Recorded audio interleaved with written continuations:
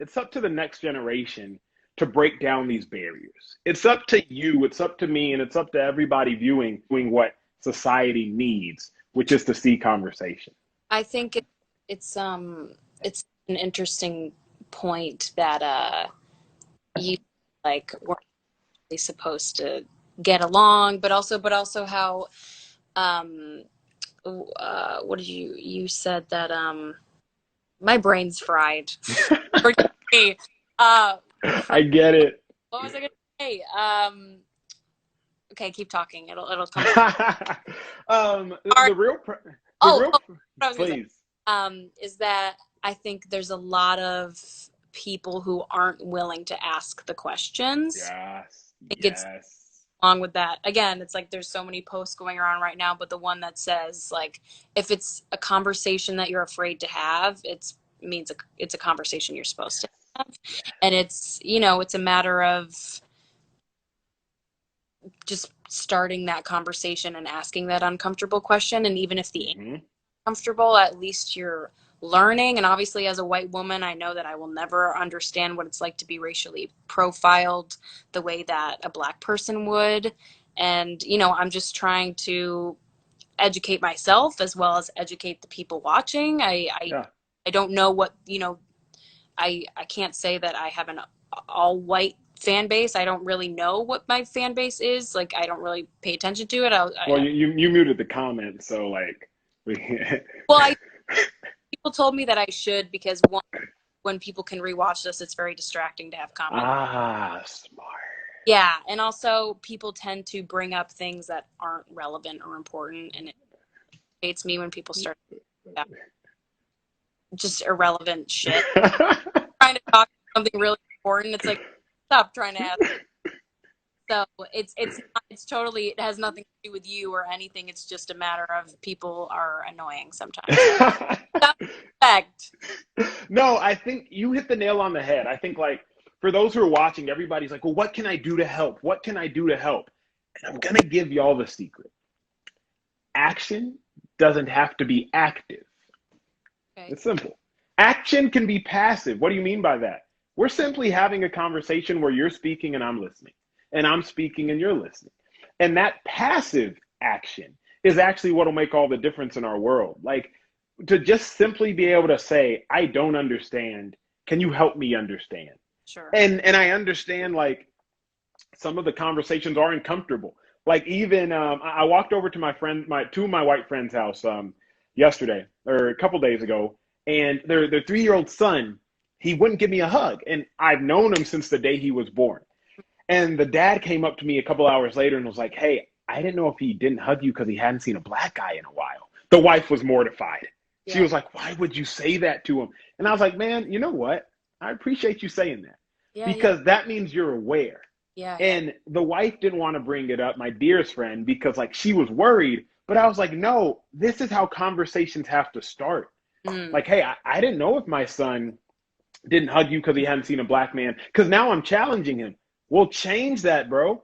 sure. Because if at 3 years old, your son doesn't know how to act around somebody that has darker skin, your white son, imagine what will happen at 13 years old. And imagine what will happen at 30 years old. And Lily, it's all cyclical. Like people think there's some grand fix. I got to storm Washington, D.C. I have to change legislation. And that's really not the case. You just have to change like your house. The beautiful thing is I got an email from a 19-year-old girl who lived in Utah. And she was like, my dad's never had these racial conversations with me because like he doesn't acknowledge it. And I've now realized how privileged I am. And I'm like, thank you. Yeah. Because you will change the next generation. Like it's, oh, Lily, I'll give you this analogy. You know when, and y'all know this when you're watching it, when you run the bath, like when you run the bath water, you hit a water fountain that hasn't been run for a while. At first, the water comes out and it's dirty. It's just kind of like brown and stuff.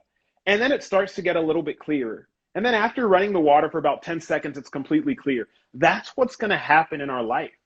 Right now, our society, it's dirty.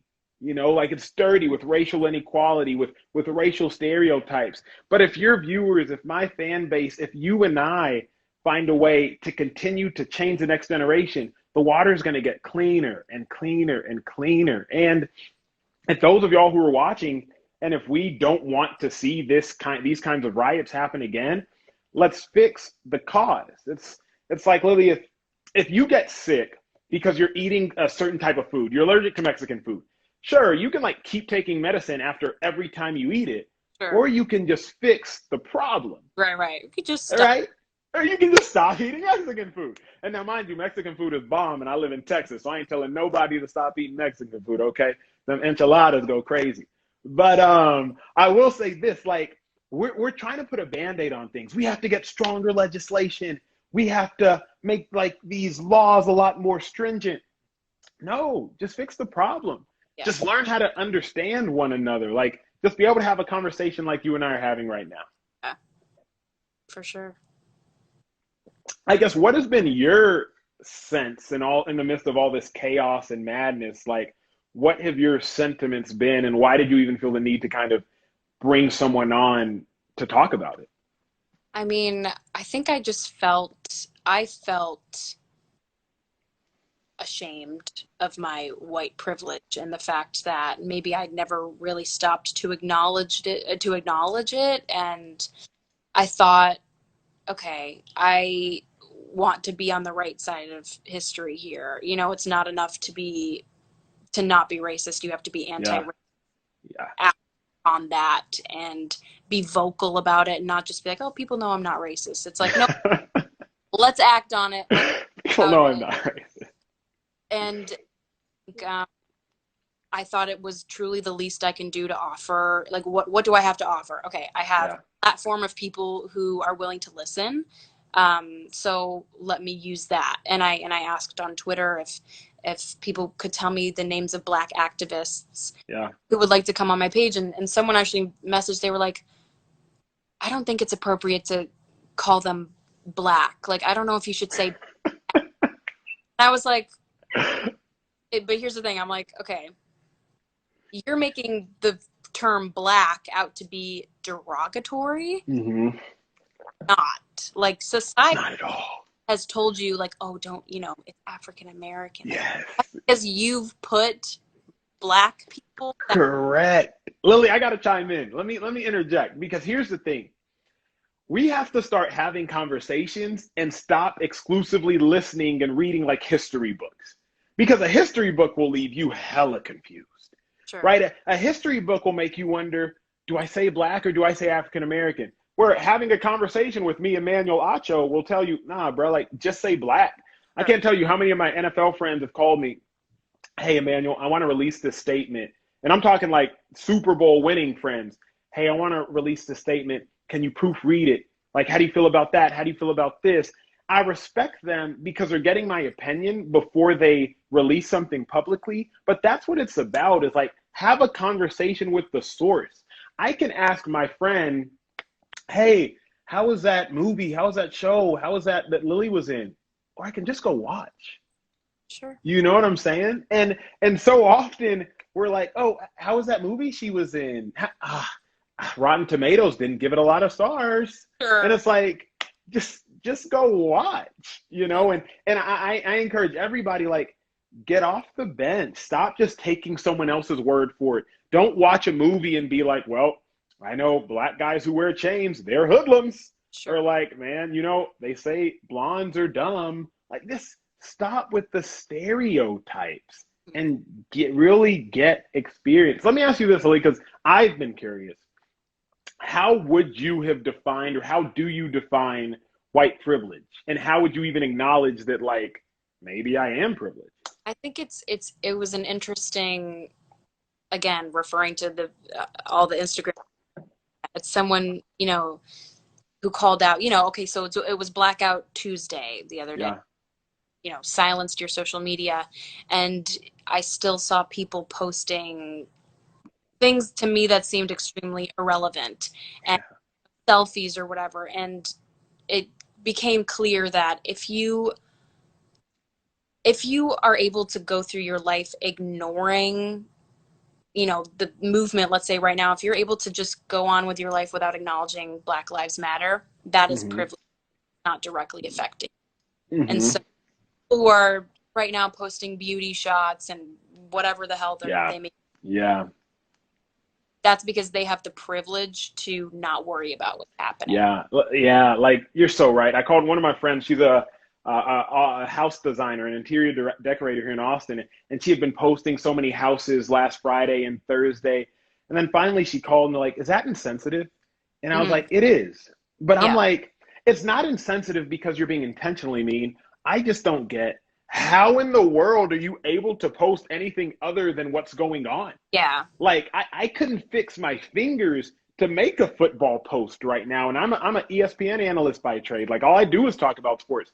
I can't even bring it in me to retweet a tweet because of the sheer chaos Yeah. and destruction. And like you mentioned Black Lives Matter. And so I kind of want to, I don't know if I addressed this earlier, because my head is also spinning. So like the Black Lives Matter, all lives, brought that up. And I'll say it like this.